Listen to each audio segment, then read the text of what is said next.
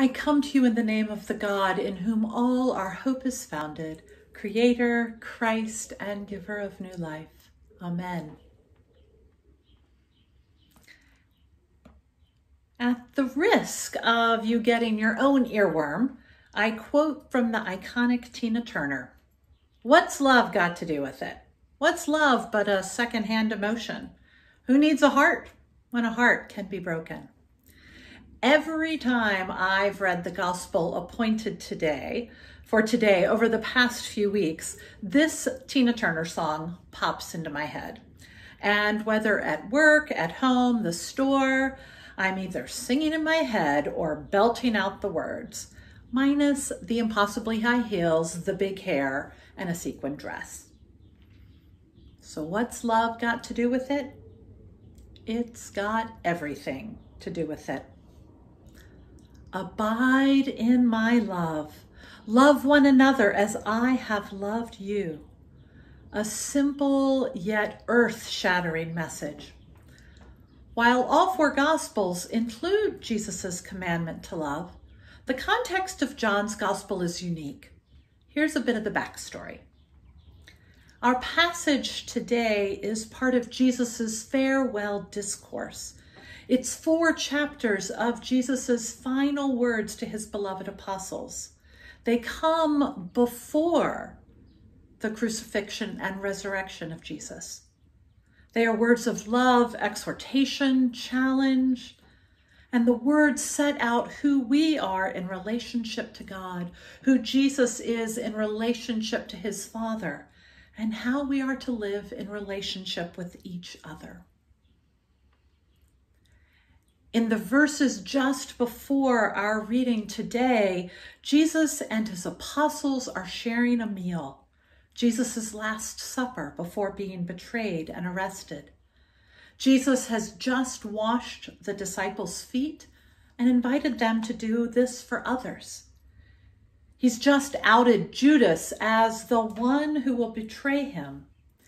And just after this intimate time with his friends ends, Jesus is arrested, with Peter's denial of Jesus coming soon after. So sandwiched between being betrayed by Judas and being denied by Peter, Jesus talks not about judgment or resentment or betrayal. No, he talks about love. And these words of Jesus to his beloveds is Christianity distilled down to its essence, so that maybe we'll pause long enough to hear it. Love one another. Love one another as I have loved you, even when you have betrayed me, even when you have denied me. New Testament scholar D.A. Carson writes this: this new command is simple enough for a toddler to memorize and appreciate, and yet it is profound enough that the most mature believers are repeatedly embarrassed at how poorly they comprehend it and put it into practice. It's the commandment we've been given from the beginning, yet we forget it so quickly. We limit it and make it small. We make judgments about who is worthy of the love Jesus has so freely shared with us. We name our very selves as unworthy of love. We become exhausted or overwhelmed, or given to despair or an existential angst that for me manifests itself in believing that nothing will get better, everything is awful, I can't do anything about it, and I just have no love left to give to a world that is so broken, such a mess. And it's in these spaces, in these cracks of despair and sadness and heartbreak, that we are called to remember that Jesus invites us to abide in his love, to rest in his love, to know that he is our companion, our friend in our own loving of others. And that even in those times, we feel the least loving or the least lovable, that Jesus welcomes us to be open to the breadth and power of God's love again and again. The love Jesus invites us to is a radical, open, vulnerable love. It's a love that is stretched out from you to me, from us to others. It enfolds not just a few people, not just a family, not just a congregation, not just a racial group, not just a nation. Imagine it encompassing enemies, the whole human family, and the whole of God's good creation. And when we walk in that love, we recognize that love takes a stand. Love embraces the outsider. Love embraces the adversary and the enemy. Love embraces the oppressed and the oppressor. Love embraces the self. Love embraces us all. Love one another as I have loved you, so you should love. This is Jesus' dying wish. It is a love, however, that knows betrayal. Love that knows desperation. Love that knows fear and terrible loss. This love knows it will be challenged. It knows what it is getting into, and yet loves anyway.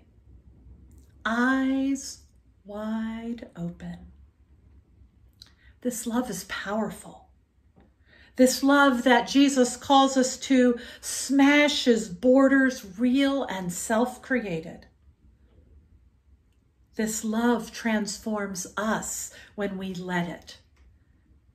And this love, when its power is unleashed, can transform the world, can break the chains of oppression, and it can usher in God's community, God's beloved community. And this love, rooted in community, Jesus does not tell a single one to love one another. He tells his beloved disciples when they are together, love one another, love the world, love in community, and abide in me. This love rooted in community, rooted in Jesus, is not stopped. This love makes its home in Jesus' love, the most abundant and inexhaustible love in existence. Dear friends, this love that Jesus calls us to, it's not impossible. It is love that we are called to together. It is love that always reminds us that we are not alone. It can be hard to imagine this big sort of love. And yet that is the love that abides in God's love for us. That is the love that changes the world. That is the love that happens every time we march and walk and serve and pray and sing and gather and weep and learn. God's love is big enough for us all. It is big enough in those moments that we feel we cannot love or we cannot be loved. Love one another as I have loved you, Jesus tells his friends, and he tells us.